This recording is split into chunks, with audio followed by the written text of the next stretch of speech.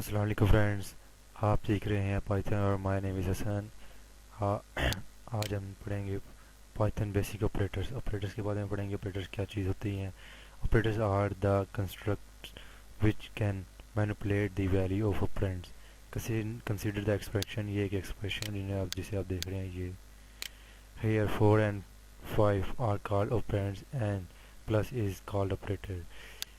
इसमें जो 4 और 5 हैं ये हमारे ऑपरेंड्स हैं जिन्हें हम ऐड कर रहे हैं, और जो हम ऑपरेशन परफॉर्म कर रहे हैं उसे हम ऑपरेटर कहते हैं। यानी कि अगर हम यहाँ पे फॉर एग्जांपल सब्ट्रैक्ट का साइन लगा दें या एडिशन का साइन लगा दें तो ये हमारा ऑपरेटर्स हैं। ऑपरेटर डिफरेंट टाइप्स की होती हैं, देखते हैं पाइथन में किस तरह के ऑपरेटर्स होते हैं। ये कुछ मेरे पास ऑपरेटर्स की टाइप है जो पाइथन में होती हैं। पाइथन में ये ऑपरेटर्स होती हैं जैसे कि असाइनमेंट ऑपरेटर्स। असाइनमेंटिक ऑपरेटर्स वो ऑपरेटर्स होते हैं जिनमें आप जिनमें आप एडिशन, सब्ट्रैक्शन, मल्टीप्लिकेशन और रिमाइंडर या मॉडुलस का ऑपरेशन परफॉर्म करवाते हैं। और कंपैरिजन और रिलेशन ऑपरेटर्स वो ऑपरेटर्स होते हैं जिनमें आप कंडीशंस लगाते हैं, जैसे कि अगर ए फॉर एग्जांपल ए अगर इक्वल है 5 के, इक्वल है 5 के तो वो एग्जीक्यूट हो जाएगा। अदरवाइज़ अगर वो ट्रू हुआ तो आप कुछ भी प्रिंट करवा सकते हैं, अदरवाइज़ आप वो फॉल्स हुआ तो वो एग्जीक्यूट हो जाएगा या वो कुछ और प्रिंट कर देगा।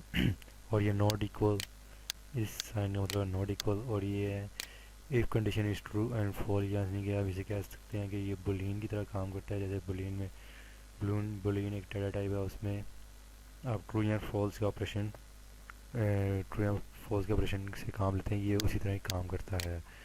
इसी तरह इसमें और बहुत से ऑपरेटर्स हैं जैसे असाइनमेंट ऑपरेटर्स, लॉजिकल ऑपरेटर और बिटवाइज ऑपरेटर।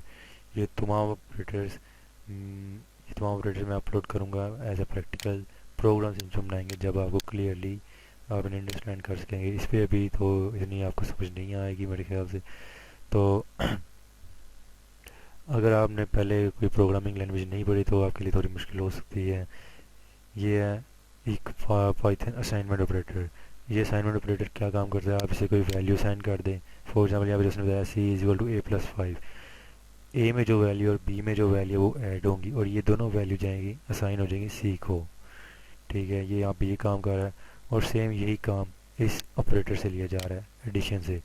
यानी कि जो ए में सी और ए की वैल्यूज ऐड होंगी और वो स्टोर होंगी वापस सी में, जैसे कि उसने यहाँ बताया हुआ है C is equal to C plus A. ये वो दिखा रहा है सी प्लस ए। तो इन दोनों का जो एडिशन होके जो वैल्यू यहाँ पर इसका जो रिजल्ट आएगा वो कहाँ पे स्टोर हो जाएगा, इस सी में। और इसी तरह इस सब्ट्रैक्ट का भी काम इसी तरह ही होगा। सब्ट्रैक्शन का ये सी में जाके स्टोर हो जाएगा, सी को इसकी रिजल्ट असाइन हो जाएगा। इन्हें असाइनमेंट ऑपरेटर्स कहते हैं। और इसी तरह मैं आपको बाकी प्रैक्टिकली दिखाऊंगा, और आने वाले ट्यूटोरियल्स में हम ऑपरेटर्स को एज अ प्रैक्टिकल करेंगे। असाइनमेंट ऑपरेटर, कंपैरिजन जिन्हें हम रिलेशनल ऑपरेटर कहते हैं, असाइनमेंट, कंपैरिजन, लॉजिकली और बिटवाइज, ये तमाम हम एज अ प्रैक्टिकल करेंगे। इसके अलावा कुछ और जैसे कि हम रिजर्व वर्ड्स हैं हम वो देखते हैं।